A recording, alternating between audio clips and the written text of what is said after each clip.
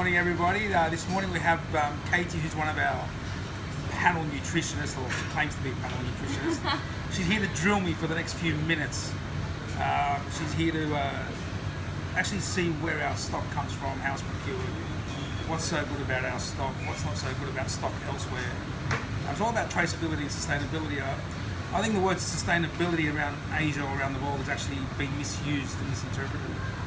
I'm a fan of sustainability if it's actually done right. The problem is you find major supermarkets around the world are trying to screw suppliers on price. Well, that's not sustainable to me.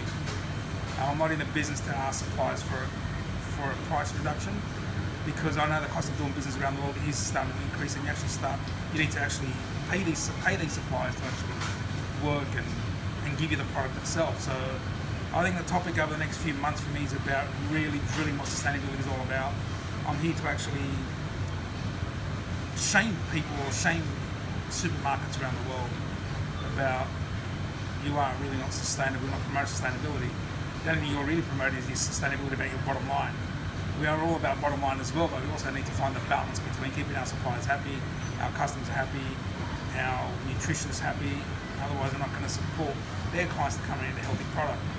So over to you, Katie. Welcome to Little Farms, and thank you so much for assisting with all your lovely videos. Absolutely. I know it takes Katie one whole day to video one shoot. She's got a makeup artist, she goes in and out, in and out, in and out. Right? Well, thank you for having me. I am probably Little Farms' #1 fan, and I just wanted to ask to kind of take it back and kind of hear your background and how you actually got into this industry. So Dad's a grocer. Everyone knows Dad's had a fruit shop in Sydney.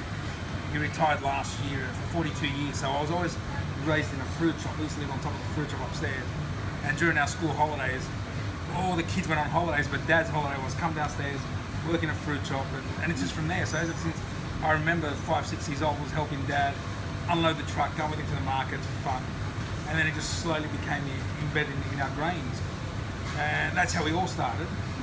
And then later on, I just went to university, did my own stuff, and then decided, you know what, let me go back into retail.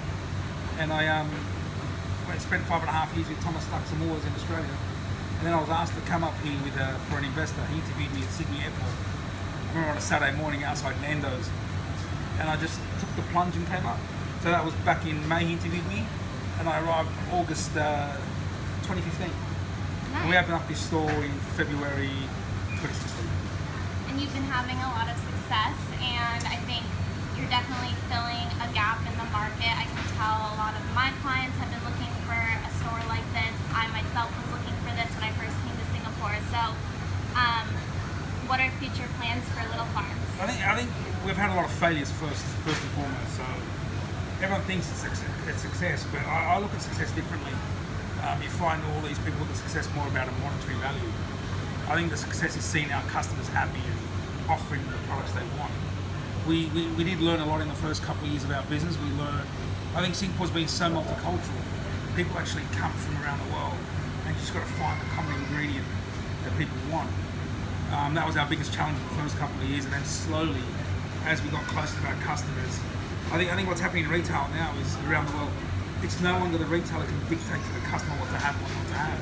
I think our customers and our consumers have become a lot more aware of what's in their product and what comes into their product and how it's processed. And we also need to follow suit. We have to listen to our customers. But yeah, it does have its ups and downs. It's fun. We try and make it have fun in the office. It's not really an office. It's like a big open room. When I go up there, I'll make sure that I might say the F word one too many times, but it's great. But it's also our staff. They've built this business for us. Our customers have built this business for us. You can't do this alone. It's a big ecosystem. It starts from the supplier, from the grower to the supplier, to your logistics partner, to your warehouse partner, also your staff and your customers. So you've got to actually thank everybody for making this happen. We have the ideas, but to implement this strategy, implement these ideas, doesn't come alone. It's not one of those ones where it happens overnight. It doesn't. Yeah. And we're still learning every day. We are still learning. The problem is the food trends and all these fads that are coming in, fads that are coming out. What's good for you, what's not good for you. And that's the biggest issue that we try and face is somebody might go out on social media, dairy's not good for you, but last night I was reading an article, actually dairy can be good for you. So it's not necessarily got to cut out all your grains or cut out all your dairy. You know, you just can't cut out everything in your diet. I think gone are the days of everything being organic. I think organic is another word that's been overused. I think it's more about being natural. It's all about being, it's a natural product. The less ingredients in a product, the better the product is. Yeah, and I definitely agree with you. I think there's a lot of misinformation out there, and we're just at the tip of the iceberg for understanding a lot about our food and the nutrients and best farming practices. I'd like to ask a little bit about the produce and how you are actually picking your farmers, the vetting process, and also if you can walk us through the process of actually harvest to shelf and what that looks like. Okay, so what we do is we don't actually deal with farmers directly. We deal with agents who actually have farms and they actually consolidate from farms. We know all the farms. We visit the farms when I go to Australia, whether it's a produce farm or whether it's a dairy farm or whether it's a cattle farm or, you know, these yards. We visit all that. But the problem is these days it's farming techniques have changed around the world. You know, we try and keep it as clean as possible. We try and keep somebody that is sustainable, like it's a consistent product all the way through. So what happens is they pick it today, send it to the city markets. We have a team that buys them. You actually pick our fruit for us. Okay. And if it's no good, they knock it back. So if it doesn't taste, it's all about flavour as well. You can have a beautiful piece of fruit that has no flavour. And sometimes you can have a fruit that looks mediocre, but the flavour's actually out of this world. So gone are the days where people thought it had to be so pristine. I think everyone's going back to the old rustic look of the produce, and it's looking great. So produce is one of those ones we bring up 3 times a week. So we keep it fresh as much as we can. Our challenges are is the weather. So now in Australia, talking about in Sydney itself, you look at it, temperatures go down to 2 degrees, and sometimes in Melbourne go down to -2. So there is a frost. Then you come into Singapore, and then you've got the heat wave and you've got the humidity. So we spend a lot of money on cold chain. We air freight everything through, we don't sea freight. Even with groceries, people will sea freight it. You also need to understand with groceries, you're going to get a container, and inside that container is at 40 degrees. So if you have a chocolate or a nut butter in there, it is going to affect the shelf life, it's going to affect the product itself. Our cattle as well, we bring cattle out of Tasmania and Melbourne.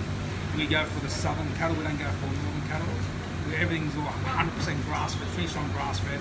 It's all matured on grass as well, so they're not grain finished. I think there's a lot of misconception when it comes to meat where people think it's grass-fed, but it's also finished on grain. Yeah. So we actually know we're 100% grass-fed, where it's no added hormones, it hasn't been fed anybody. It's all natural, they take a while. That's why it's a lot gamier than your normal grass-fed meat. So that's what we try and do. We've got to make sure that everything's sustained. You know, there's traceability behind our cattle. You know exactly which farm it's come from, when it's been processed, when it's brought up, and we're always looking to evolve. We've got to continue to evolve in this business. You can't just have your blinkers on every time. And what was good 3-4 years ago, the brands that were great 3-4 years ago, are not necessarily good, you know, really well. Because what happens is you got to try and find the balance between commercialising the product and still keeping it true to its nature, to its core, and that's the challenge that we keep on facing.